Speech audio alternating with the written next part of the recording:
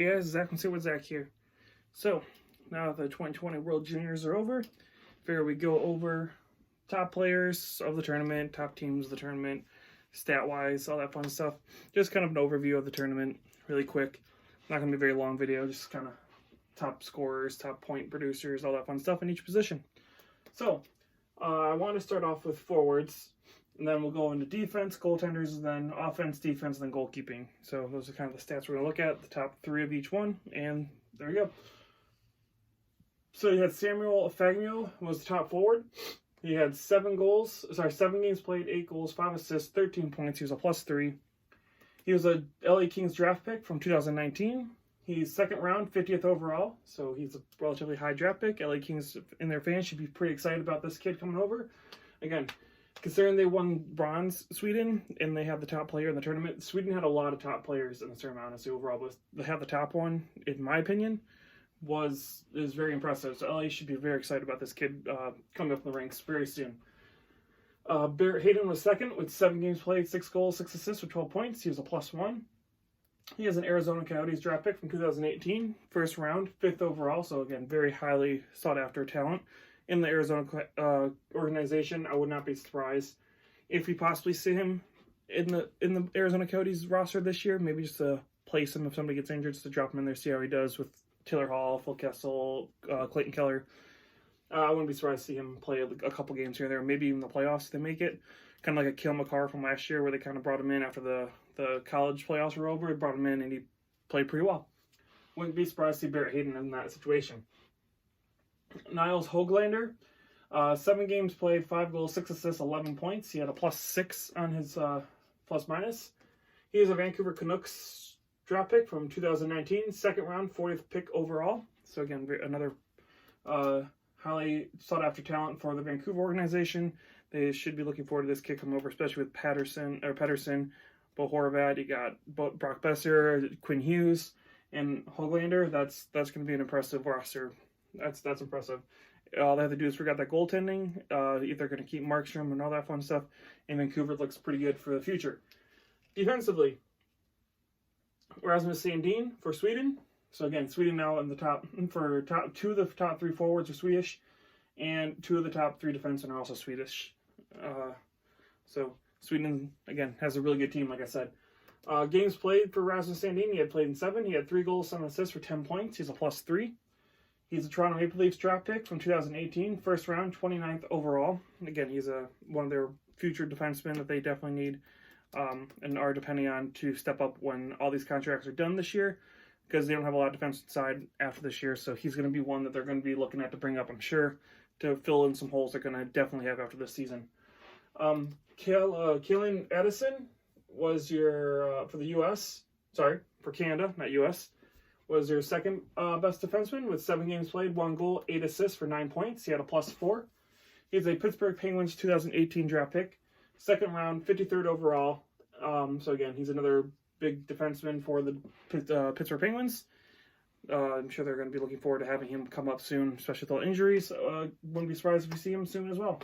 A couple of years after, it's 2 years after his draft, so wouldn't be surprised if he gets called up if Pittsburgh keeps having all these injury problems. Then Niles Lundqvist, 7 games played, 1 goal, 7 assists for 8 points. He was a +2. He's a New York Rangers 2018 draft pick, first round, 28th overall, so he's a first rounder. So he will be also, again, another young talent defenseman for this New York Rangers team, who is one of the youngest teams in the league. He will probably be on the team, I'm guessing, next year, alongside Adam Fox and stuff like that. This New York Rangers team is going to look really good really soon here. I mean, they already look pretty decent now, but you add in another player like this or another 2 players like that, this Rangers team is going to look really deadly soon. Goaltenders. Your top one was Joel Hofer, which was the goaltender for Canada. He played in 7 games. He was pulled in 1. I didn't keep track of when they got pulled. I just put in what games they started. He had a 93.92 save percentage, a 1.6 goals against average, and he had 1 shutout in the tournament. He's a St. Louis Blues prospect from 2018 draft, 4th round, 107th overall. So again, a couple of years out. They already have Binnington right now and Allen, so I don't see them rushing him along. So he's going to probably be the future after Binnington, is my assumption. Hugo Alafent, I'm not sure I said that right. Swedish goaltender, Swedish, I believe. Swedish goaltender, if I remember correctly. I wrote down. I'm going to double check that in a second here. I'll go double check. He played in 7 games. He had a 92.4 save percentage, a 2.12 goals against average, and he had 1 shutout. He was a Tampa Bay Lightning draft pick in 2019. 3rd round, 71st overall in that draft.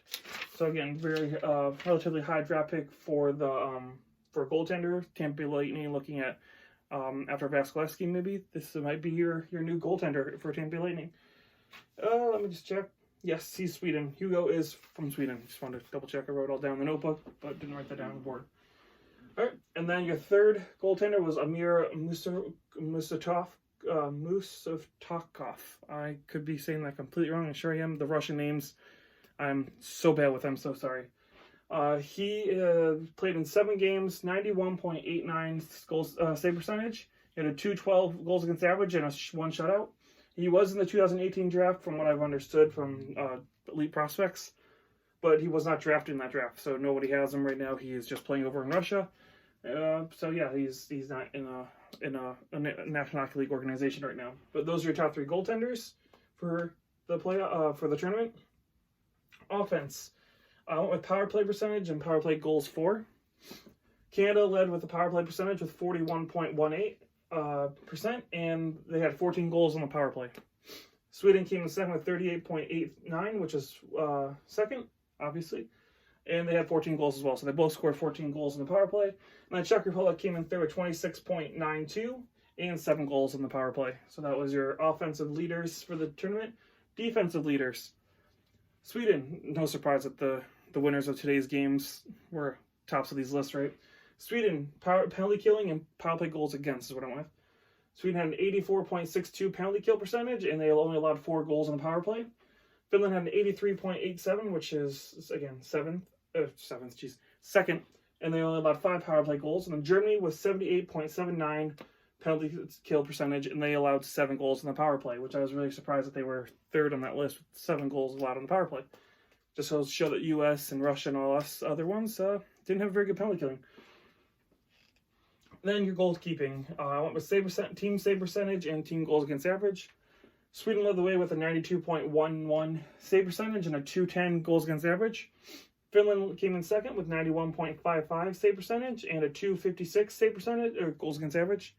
And then Canada came in third with a 91.41 save percentage and a 2.43 goals against average. So those are your leaders for all those different stats: forwards, defense, goaltenders, offense, defense, and goalkeeping for the tournament. This has been the 2020 World Juniors Championship. Canada comes with the gold, and I'm looking forward to help talk to you guys again next year about this stuff. Hope you enjoyed it. Give us a like and subscribe. I'll talk to you again soon.